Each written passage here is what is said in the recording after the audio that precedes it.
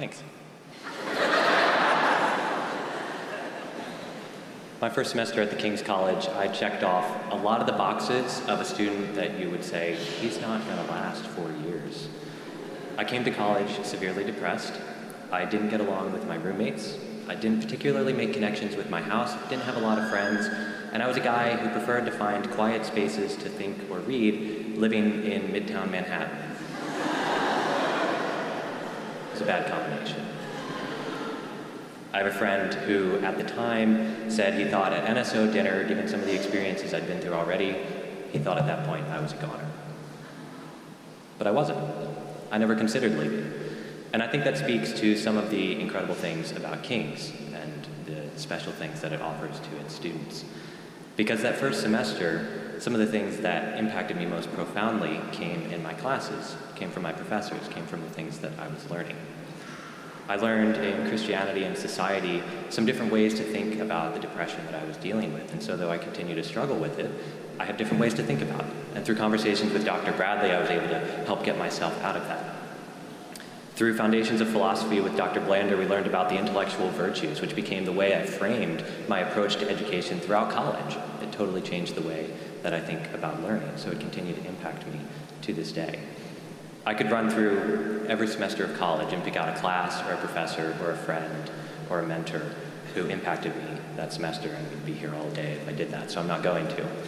But I think there's something special about King's curriculum and the liberal arts approach that I was drawn to and that kept me here. But there's something special about the professors here as well. It's not just that they know what they're teaching, it's not that they teach liberal arts very well, but it's that they exemplify the Bible very well. It's that they love their students genuinely. It reminds me of 1 Corinthians 13. If I speak in the tongues of men and of angels but have not love, I'm a noisy gong or a clanging cymbal. And if I have prophetic powers and understand all mysteries and knowledge, and if I have all faith so as to remove mountains but have not love, I'm nothing. If I give away all I have, and if I deliver up my body to be burned but have not love, I gain nothing. Often our professors can seem like they have all knowledge and they have prophetic powers as they predict what you're going to get on this test or that you're not going to do well if you don't sleep. But our professors recognize that what's important is love.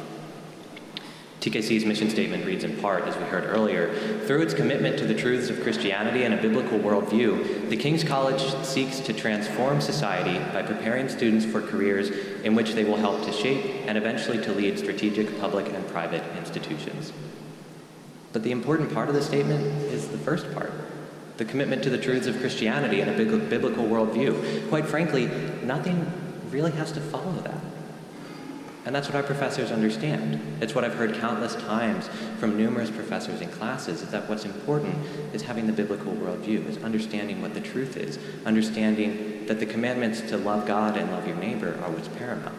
And after that, we can worry about a career and all the other stuff. But we have to get the first things right. We have to know what's first and what's most important before we can move on to what's next.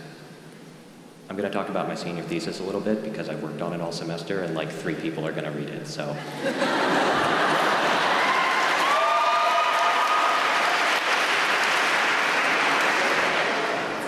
In The City of God, Augustine famously talks about his 2 cities, the city of God and the city of man. And he talks about the tension that we all feel because we long to be in the perfect city of God, but we're not. We're in the very imperfect city of man. And here in New York City, we're reminded of that even more so every day when we get on crowded subways. So what's the solution? Well, for Augustine, there are 2 things. First, recognize Christ as mediator. That's what you have to get right first. You have to understand what the solution is. But once you recognize Christ as mediator, you follow what he says. He's the guy who knows what to do and how to get you to where you want to be, and so you follow his commandments. And his commandments are to love God with all your heart, soul, mind, and strength, and to love your neighbor as yourself.